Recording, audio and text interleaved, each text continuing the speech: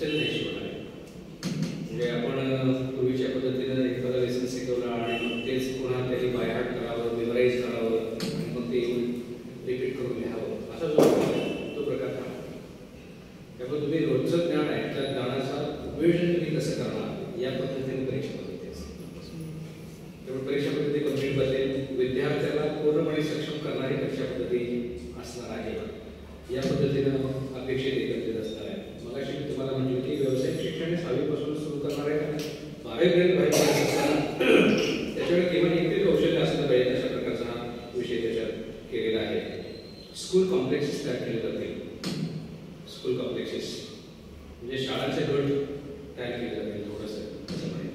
त्याचा एक प्रयोग आता विद्यापीठ पातळीवर सुरू झाला. एक विद्यापीठ झालं तर क्लस्टर युनिव्हर्सिटी ज्याला आपण म्हणूया. स्कूल कॉम्प्लेक्सेस तसंच कॉलेजेसचे कॉम्प्लेक्सेस तयार करतील, गट तयार करतील आणि छोटी छोटी कॉलेजेस एकत्र केली जातील. पूर्वी एक असा विषय आला होता काही 10 वर्षापूर्वी, मॅडम आपल्याला आठवत असेल की क्लब करायचं. शब्द वेगळे वापरले, सगळं तेच आहे. क्लब करायचं म्हणजे काय, क्लबिंग करायचं. डिपार्टमेंट्स बऱ्याच ठिकाणी कॉलेजेसला पूर्ण होते, फायनल इयर डिपार्टमेंट्स. पूर्वी काही ठिकाणी 24ची अट आहे, नंतर 10ची अट आली डिपार्टमेंटची संख्या. पण 24 विद्यार्थी पूर्ण होत नव्हते, 10 विद्यार्थी पूर्ण होत नव्हते. यासाठी म्हणून त्यांनी असं केलं, क्लबिंग करायचं. म्हणजे एका शहरामध्ये जर तुमच्या इकडे 2-4 कॉलेजेस असतील तर क्लब करायचं, एकाच ठिकाणी डिपार्टमेंट चालवायचं आणि तिथे जाऊन शिकवायचं. हे असं होणार,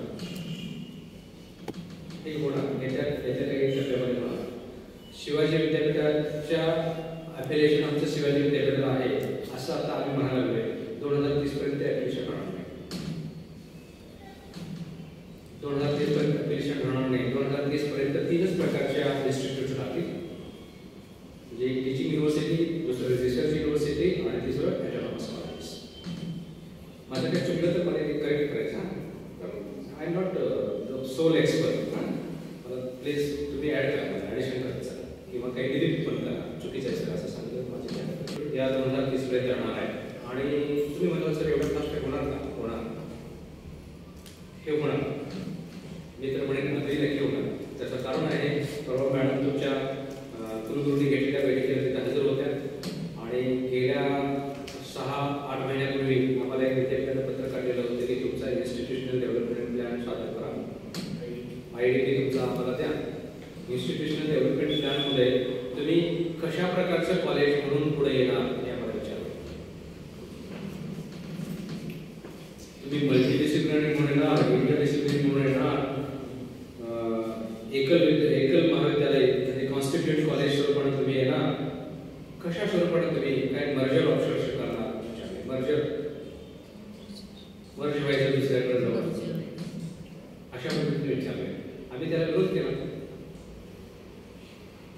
प्राचार्य मंडळीने आम्ही त्याला विरोध केला. होय, त्याला आम्ही विरोध केला. तुम्ही आमच्याशी चर्चा न करता डायरेक्ट एक पत्र काढले आणि माहिती द्या म्हणून सांगताय, असं कसं होईल? हे आमच्या कार्यकक्षेमध्ये येतं का? प्राचार्याने सांगायचं उद्या कन्या महाविद्यालय मल्टीडिसिप्लिनरी होणार आहे म्हणून प्राचार्य म्हणून पाठवायची माहिती. संस्थेचा विषय आहे तो, आमचा विषय नाही आहे. ते मल्टी व्हायचं, मर्जर व्हायचं, सिंगल राहायचं, कॉन्स्टिट्यूट राहायचं, तर काय व्हायचं हा विषय आमचा नाही आहे. मग ते आम्ही कसं म्हणणार? म्हणून कुलगुरूंनी परवाची शक्कल लढवली होती मॅडम की सगळ्या म्हणजे मॅनेजमेंटचे लोक प्राचार्य या सगळ्यांना एकत्रित बोलत होतं आणि त्या ठिकाणी आता माहिती दिली. आता त्यांना सांगितले आता त्या ॲप्लिकेशन्सबद्दल आम्हाला पुन्हा येणार आणि त्याच्यामध्ये आम्ही काय होणार भविष्यात ते आम्ही सांगायचं आहे. पण हे सगळं असताना